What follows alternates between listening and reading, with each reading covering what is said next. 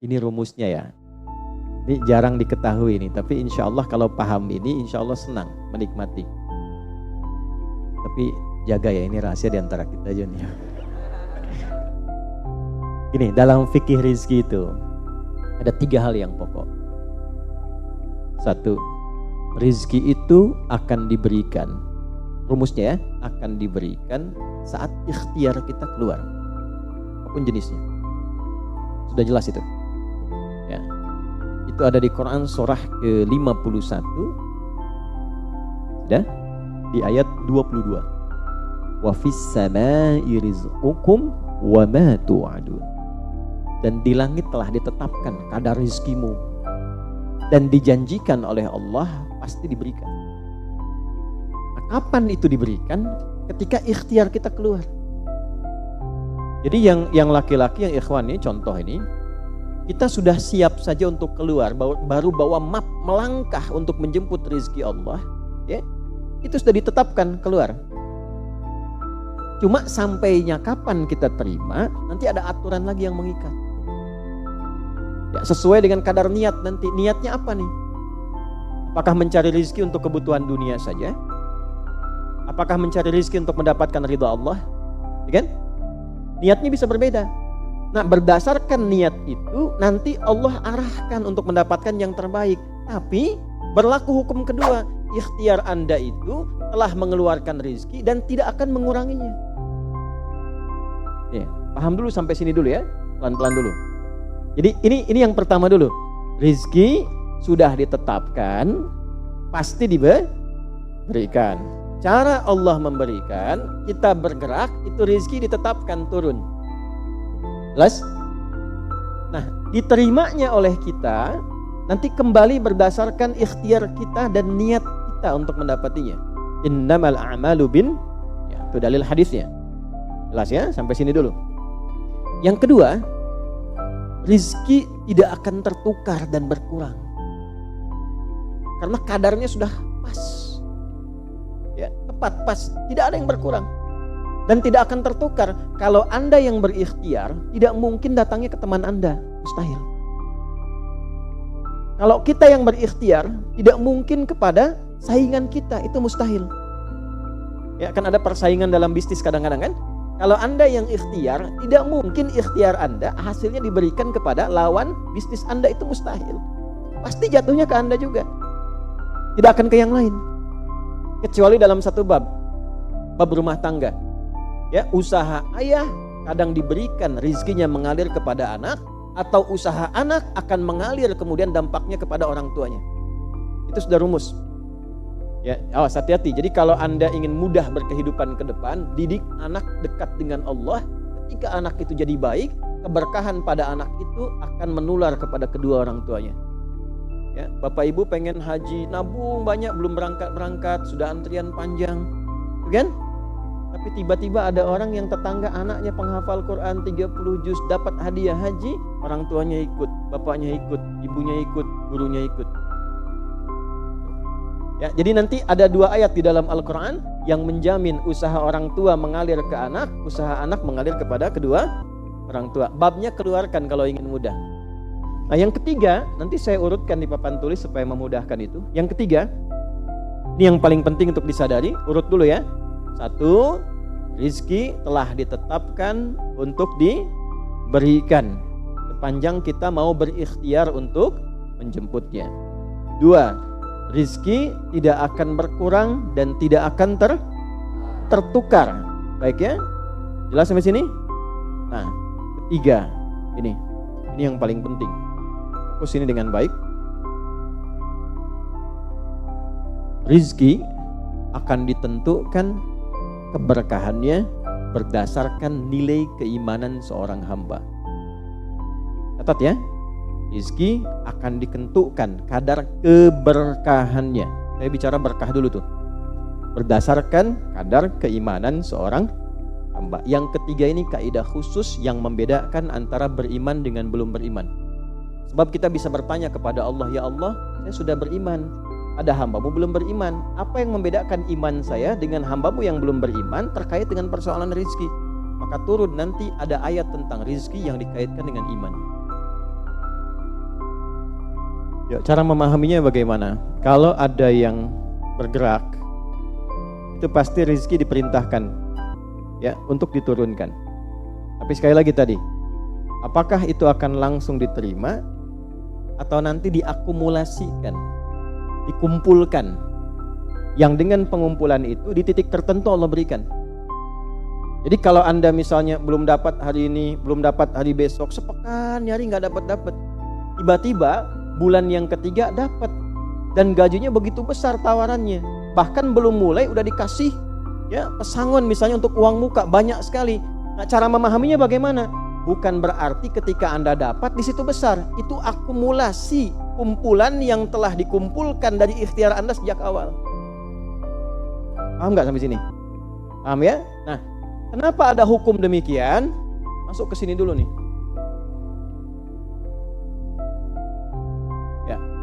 Saya mau tanya sebentar, Bapak Ibu, yang para ayah dulu ya, laki-laki lah terutama. Kalau mencari rizki dalam konteks bekerja ya, untuk materi, karena rizki itu nanti ada tenangan, anak-anak, keturunan itu rizki juga.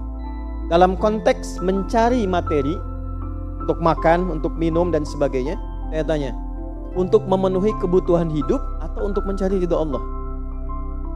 Udah jujur aja, nggak usah. Pas sini dulu. Udah, wajahnya nampak kok ini. Saya tanya, untuk kebutuhan hidup atau mencari ridha Allah? Nah, ini nomor 1. Nggak mau kalah dua-duanya. Ridha Allah. Ini sekedar dunia. Pelan-pelan ya. Ketika Anda mencari rizki hanya untuk dunia, maka yang berlaku hukum dunia. Ya. Semakin Anda bekerja keras, semakin Anda dapat. Semakin Anda kreatif, semakin mudah dapat. Ya, semakin pintar, semakin mudah dapatnya. Di sini tidak berlaku masalah iman, karena semua sama. Allah tetapkan hukum dunia. Siapa yang bekerja keras, siapa yang mau kreatif, siapa yang punya inovasi, siapa yang makin pintar, mudah dia mendapatkan dunia. Ada ilmu menambah, dunia dapat. Man arada dunya, kata Imam Syafi'i, fa alaihi bil ilmi. Siapa yang ingin menguasai dunia, dengan ilmu bisa dapat. Ini. Ada ilmu kreativitas, ada serius, sungguh-sungguh, kerja yang serius, sungguh-sungguh. Kan? Di Tiongkok itu kalau datang ke satu tempat, ketukin tiap pintu, nawarin barang. Ya, barang ditawarin 1, 2, 3, 4, saking seriusnya. Orang mengerjakan apa, dia cari yang lain.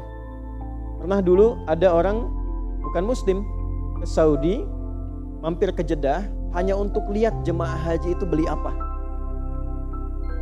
Setelah itu dia pulang ke Tiongkok, ke Cina, ya. Musim berikutnya itu made in China. Semua buatan Cina tuh, yang tasbih Cina, yang sajadah Cina, dan harganya jauh di atas harga standar. Itu tuh.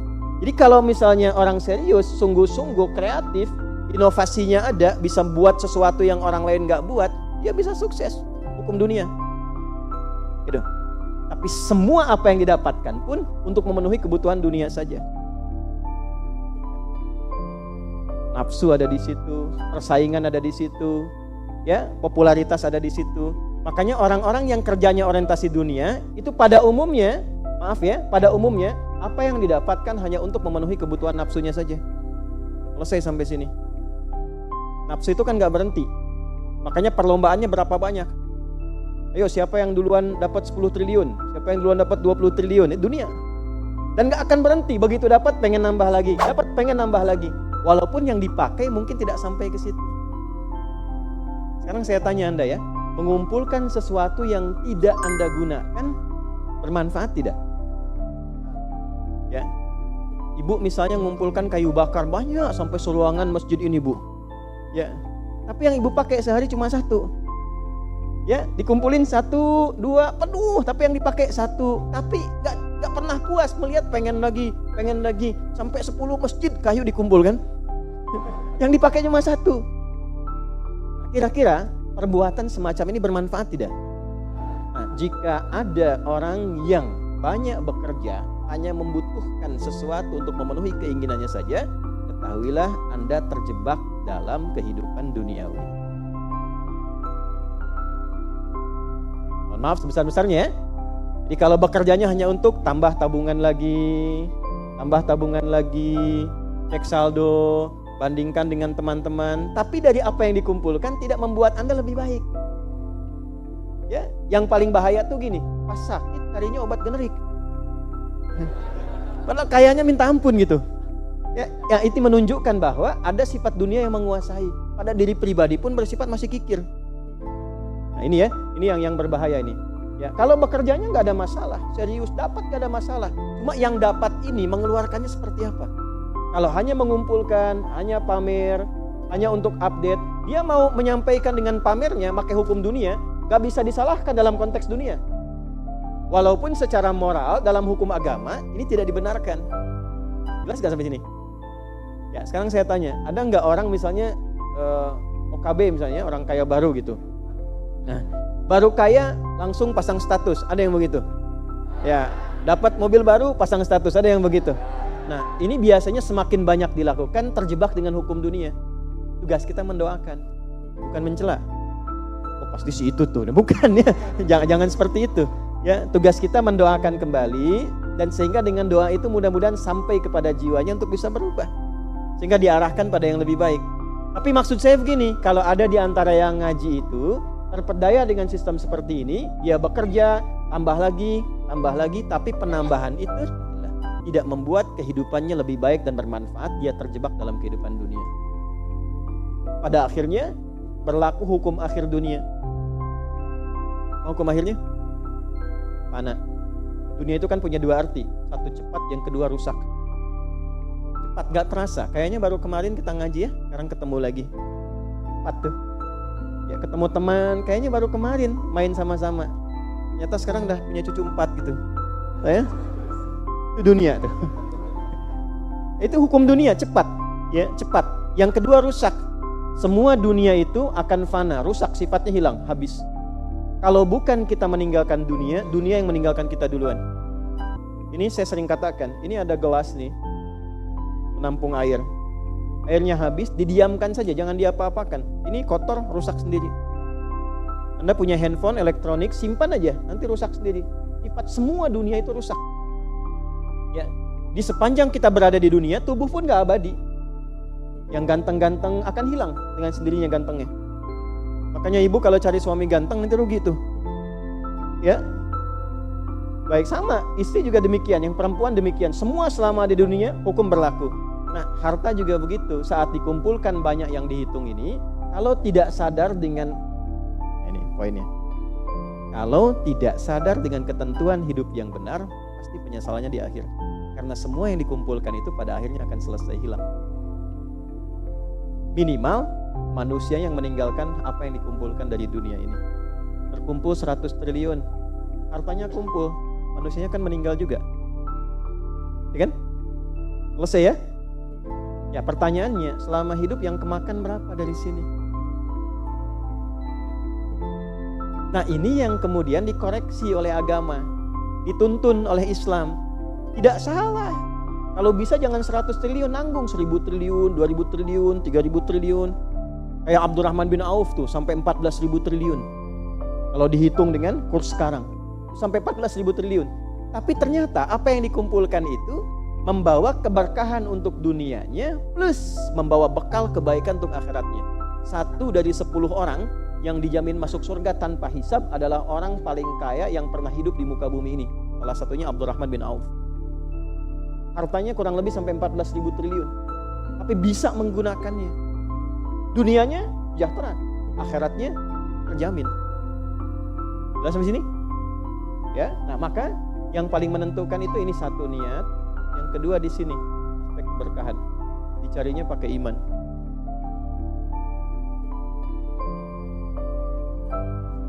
Maka niatkan yang pertama, upayakan setiap pencarian itu gunakan fungsi imannya untuk mencari ridha Allah. Maka ayatnya akan pindah ke ayat 172.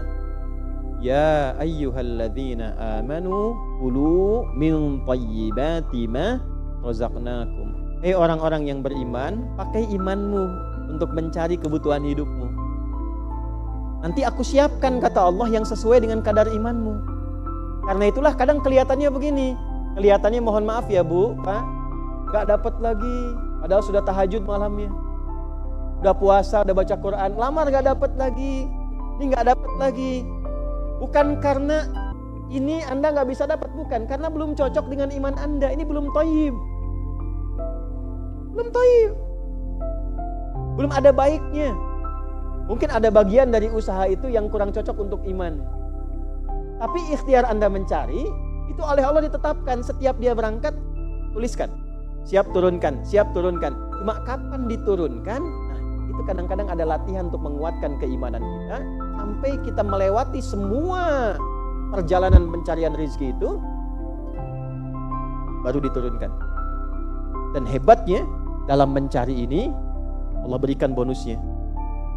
Ada bonus pengalaman.